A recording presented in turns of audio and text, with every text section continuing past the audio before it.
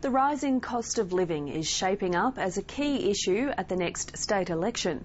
Labor and the LNP made their opening pitch to voters this week, with the government handing down its budget and the opposition its reply. Both are promising hip pocket relief, but they differ on how to pay for the measures. ABC political reporter Melinda Howells has been following events in Parliament this week. I spoke to her earlier. Melinda, budget week can be a pretty bruising one for both sides in the House, and we saw the usual goading by the government for the opposition to release some specific policies. How did they go? Yes, Jess, of course, the budget was handed down on Tuesday and Thursday was the opposition's chance to respond. Now, normally we'd see the opposition leader stand up in Parliament and deliver the budget reply speech, but with the LNP's unusual leadership arrangements at the moment, it was actually the Deputy Opposition Leader and Shadow Treasurer, Tim Nicholls, doing the honours this year. So the centrepiece of his budget reply speech was a $120 a year saving on electricity prices through freezing the standard domestic tariff for 1 year. Now, that's in addition to the government's promise to scrap the ambulance levy. So combining the two, the LNP says it is offering a bigger saving for households. So the question is, how will this be funded?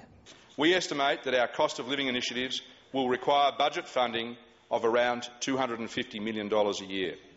This money will be found by cutting the Queensland Government's mounting consulting bill by around 15% per annum, by cutting waste by allocating savings derived through building the Sunshine Coast University Hospital as a public-private partnership, and by finding savings in the Queensland Future Growth Fund projects. And Melinda, some of those ideas raised some eyebrows. Yes, particularly the idea of getting some of the funding from the Sunshine Coast University Hospital. The government attacked that proposal. But Mr Nicholls and the LNP leader from outside Parliament, Campbell Newman, did hold a media conference this week to explain their ideas in more detail. But in terms of a more specific funding breakdown of where they are getting that money from, they weren't really able to provide that. And they actually became quite frustrated with the questions about that, Mr Newman in particular. And this is what the government had wanted all along this week, to try to push them into releasing some sort of policy and some of the details. What you saw, Mr Speaker, was two people who, as soon as they were asked the tough question, melted, Mr Speaker. And what you saw yesterday was that when it comes down to it, Campbell Newman doesn't have a plan for Queensland, Mr Speaker, beyond his own career plan. No plan for Queensland beyond his own career plan. He's an economic lightweight, an economic pygmy. So, Jess, it's not really surprising that the LNP doesn't want to release more detailed policies and costings at this point in time, given that it does look like an election is going to be later rather than sooner.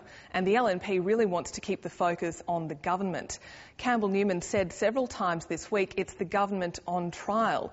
And both sides are already accusing each other of stealing policies. Yes, that's become a bit of a theme this week, really.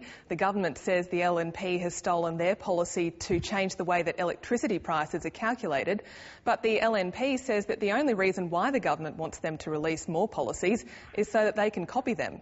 Give us more ideas, give us more policies, they say over and over.